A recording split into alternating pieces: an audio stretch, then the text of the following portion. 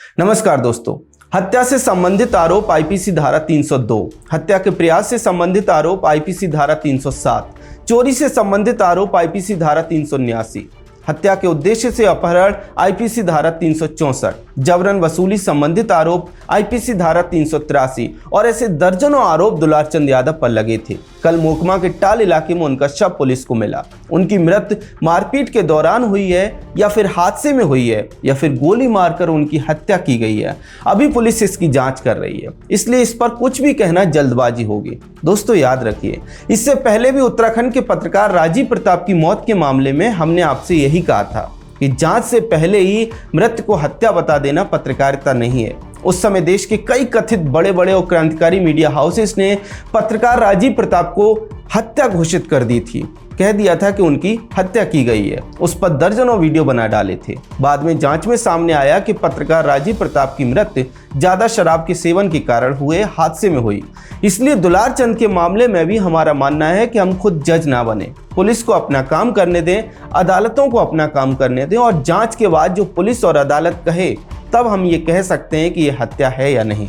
खैर, तो दुलारचंद यादव भी बिहार के उन नेताओं की सूची में गिने जाते थे जिन्हें बाहुबली कहा जाता है। मीडिया रिपोर्ट्स के मुताबिक 80 के दशक में टाल इलाके में दुलारचंद यादव का दहशत का साम्राज्य चलता था। उस समय वे माओवादी विचारों का समर्थन करते थे।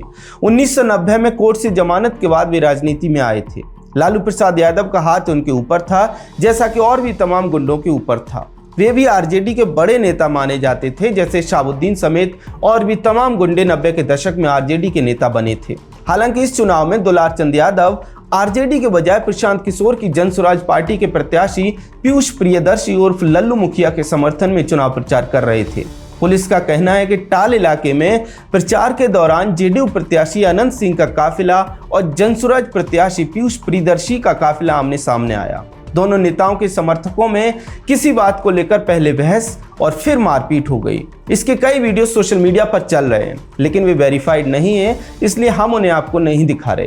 खैर, तो आरोप यह है कि जब दोनों काफिले आमने सामने आए, समर्थकों में पत्थरबाजी हुई, तभी फायरिंग भी हुई और इसी फायरिंग में दुलारचंद यादव की हत्या की गई। याद रखिए, ऐसा आरोप है, अभी तक इसमें कुछ भी स्पष्टता नहीं हुई है। दुलारचंद के संबंधियों के बयानों के आधार पर पुलिस ने अनंत सिंह और उनके भतीजों के खिलाफ एफआईआर दर्ज कर ली है और जांच कर रही है। दोस्तों, पुलिस जांच करेगी, अदालत सुनवाई करेंगी और तब साफ हो जाएगा कि हत्या हुई है या फिर हादसे में जान गई है, मारपीट के दौरान जान गई है। जो भी हुआ है, पुलिस की जांच में वो सामने आ जाएगा। ये भी पता चल जाएगा कि अगर हत्या हुई है तो किसने करवाई है। हम इसमें नहीं कूदते, ये जांच एजेंसियों का काम है और आरोप प्रत्यारोप करना राजनीतिक दलों का काम है। वे कर रहे हैं और वे करेंगे। लेकिन हमारा सवाल इससे इतर यह है कि राज्य में चुनाव जब चरम पर हैं, तब इस तरह की जाति के एक बड़े नेता की हत्या हो जाना और उसका आरोप दूसरी जाति के बड़े नेता पर लगना कई गंभीर सवाल खड़े करता है। सवाल यह है कि क्या ये कोई षड्यंत्र तो नहीं है? क्या बिहार में चुनाव के बीच दोबारा से जाति संघर्ष को हवा देने का प्रयास तो नहीं है?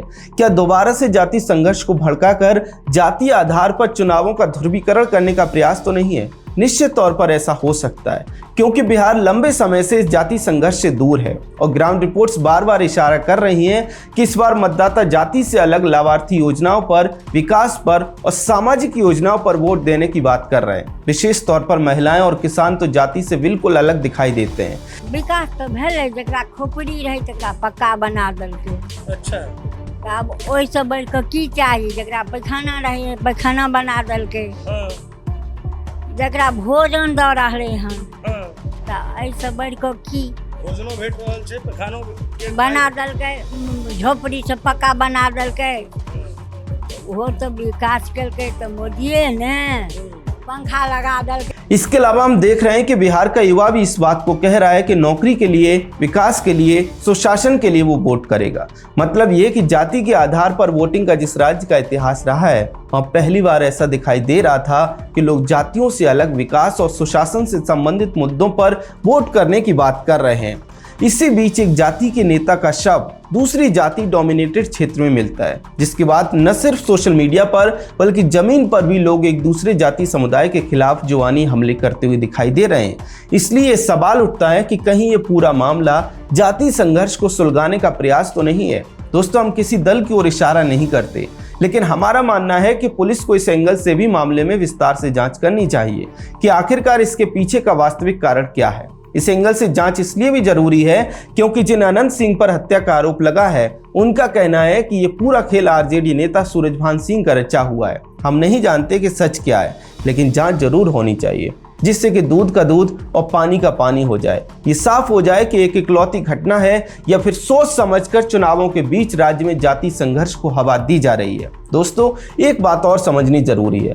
दुलारचंद यादव मामले के बाद तेजस्वी यादव तुरंत सक्रिय हो गए। उन्होंने न सिर्फ मीडिया को बाइट दी बल्कि एक ट्वीट में एनडीए सरकार पर हमला बोलते हुए दुलारचंद यादव को सामाजिक कार्यकर्ता बता दिया। ये अलग बात है, जैसा कि हमने बताया कि यादव पर दर्जनों केस दर्ज थे, हत्या के प्रयास से लेकर लूटपाट तक के मुकदमे दर्ज थे, लेकिन फिर भी तेजस्वी उसे सामाजिक कार्यकर्ता बता रहे हैं। सिर्फ इतना ही नहीं, आरजेडी के प्रवक्ता दुलारचंद यादव के लिए मरहूम शब्द का इस्तेमाल कर रहे हैं, जबकि दुलारचंद यादव यादव थे, मतलब हिंदू थे, खान कुरैशी पठान मलिक या फिर अख्तर नहीं। खैर, दुलारचंद यादव मामले को आप कैसे देखते हैं कमेंट सेक्शन में हमें जरूर बताएं। अगर आपको हमारा कंटेंट पसंद आता है तो हमारे चैनल को सब्सक्राइब भी कर लें। जय हिंद।